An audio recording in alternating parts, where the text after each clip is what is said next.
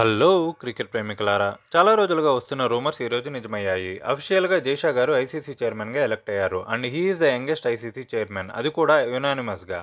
కాంపిటీషనే లేకుండా గెలిచి క్రికెట్లో మన ఇండియా పవర్ని మరోసారి అందరికీ చూపించాడు. జైషా అందరికీ అమిత్ షా గారి కొడుకుగానే తెలుసు. వారసత్వ రాజకీయంతో పవర్లో ఉన్నాడని, తన స్క్రిప్ట్ ప్రకారమే ఇండియన్ క్రికెట్లో అన్నీ జరుగుతుందని చాలా ట్రోల్స్ చేశారు. బట్ ఆయన క్రికెట్ అడ్మినిస్ట్రేషన్లో ఒక మాస్టర్ మైండ్. ద్రావిడ్ తర్వాత ఇండియాకి ఫారిన్ కోచెస్ వస్తారు అనే రూమర్స్ని కొట్టిపడేసి ఇండియాకి హెడ్ కోచ్గా ఇండియన్నే ఉంటాడు అని తేల్చి చెప్పేశారు. ప్లేయర్స్తో చాలా ఫ్రెండ్లీగా ఉంటూ టీంలో చాలా డిస్టర్బెన్సెస్ని కంట్రోల్ చేసి టీంలో హెల్దీ ఎన్విరాన్మెంట్ ఉండేలా చూసుకున్నారు. గుజరాత్ క్రికెట్ అసోసియేషన్లో జాయింట్ సెక్రటరీగా ఉన్నప్పుడు నరేంద్ర మోడీ స్టేడియం లాంటి వరల్డ్ క్లాస్ స్టేడియంని కట్టించారు. తర్వాత బీసీసీఐ సెక్రటరీగా, అలానే ఏసీసీ చైర్మన్గా చేశారు. ఇప్పుడు ఐసీసీ చైర్మన్ అయ్యారు. పాకిస్తాన్ టీంకి కోహ్లీ మొగుడైతే జైషా పాకిస్తాన్ బోర్డుకి యముడు.